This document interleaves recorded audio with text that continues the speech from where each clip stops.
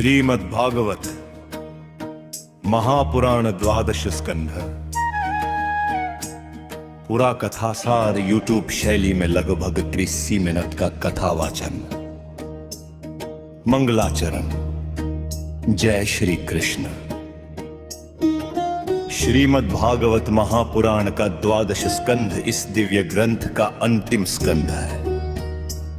इसमें कलयुग का वर्णन, धर्म की स्थिति, राजा परीक्षित की कथा का समापन और भगवान श्री कृष्ण की महिमा का अंतिम उपदेश मिलता है।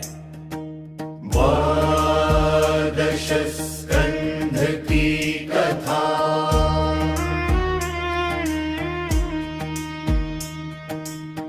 इन कलियुग का वर्णन, जब कलियुग आएगा तब संसार में धर्म की शक्ति धीरे धीरे कम हो जाएगी। मनुष्य सत्य, दया, तप और शुद्धता को भूल जाएगा। लोग धन को ही सबसे बड़ा धर्म मानने लगेंगे। जो अधिक धनवान होगा वही सम्मान पाएगा। विवाह केवल आकर्षण और इच्छा के आधार पर होंगे। राजा प्रजा की रक्षा करने के बजाय कर वसूलने में लगे रहेंगे। लोग छोटे छोटे कारणों से क्रोधित होंगे। मनुष्य की आयु कम होती जाएगी और जीवन में शांति कम हो जाएगी। लेकिन इस कलयुग में एक महान विशेषता भी है। केवल भगवान के नाम का कीर्तन करने से ही मनुष्य मोक्ष प्राप्त कर सकता है। कलयुग में धर्म का एकमात्र उपाय, ऋषियों ने कहा,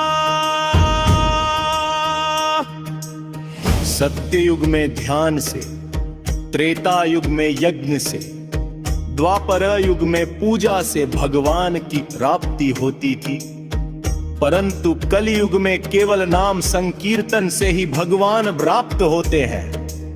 इसलिए कहा गया, हरे कृष्ण कृष्ण कृष्ण हरे हरे, हरे राम हरे हरे। भगवान का नाम ही कलियुग का सबसे बड़ा धर्म है। मार्कंडेय ऋषि की कथा। मार्कंडेय ऋषि की कथा। मार्कंडेय ऋषि भगवान के महान भक्त थे। उन्होंने हजारों वर्षों तक तपस्या की।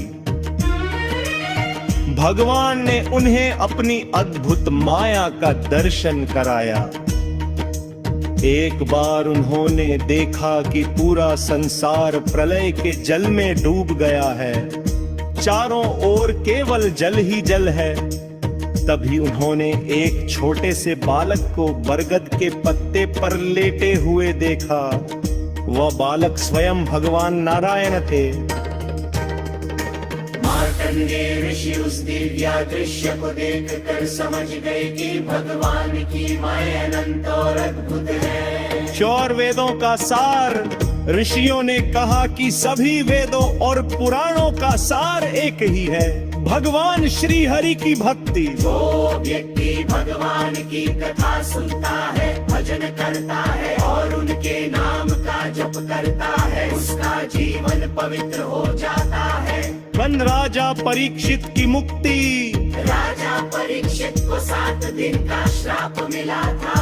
उन्होंने गंगा तट पर बैठकर शुकदेव जी से श्रीमद्भागवत महापुराण की कथा सुनी। 7वें दिन तक्षक नाग ने आकर उन्हें डंस लिया। लेकिन उस समय राजा परीक्षित का मलह हद है। श्री कृष्ण में लगा हुआ था, इसलिए उन्होंने शरीर त्याग कर भगवान के धाम को प्राप्त किया। श्रीमद् भागवत की महिमा। शुकदेव जी ने कहा, जो मनुष्य श्रद्धा से भागवत कथा सुनता है उसके सारे पाप नष्ट हो जाते हैं। ये ग्रंथ स्वयं भगवान का स्वरूप है। भागवत कथा सुनने से मन शुद्ध होता है, जीवन में शांति आती है और अंत में मोक्ष प्राप्त होता है। सैब अंकिम उपदेश। सूत जी ने ऋषियों से कहा, जो व्यक्ति इस श्रीमद् भागवत महापुराण का श्रवण करता है वो भगवान की कृपा प्राप्त करता है। इस संसार में सब कुछ नश्वर है, धन, शरीर, राज्य और वैभव, लेकिन भगवान का नाम और भक्ति ही शाश्वत है। कथा का समापन।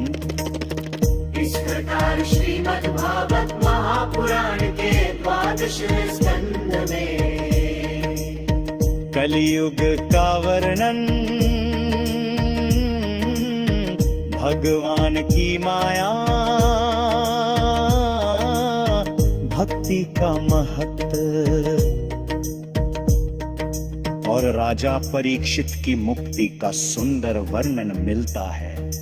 जो मनुष्य श्रद्धा से इस कथा को सुनता या पढ़ता है उसके अजीमद महापुराण की कथा अवश्य बोधी है। बुद्धि श्री कृष्ण भगवान की जय।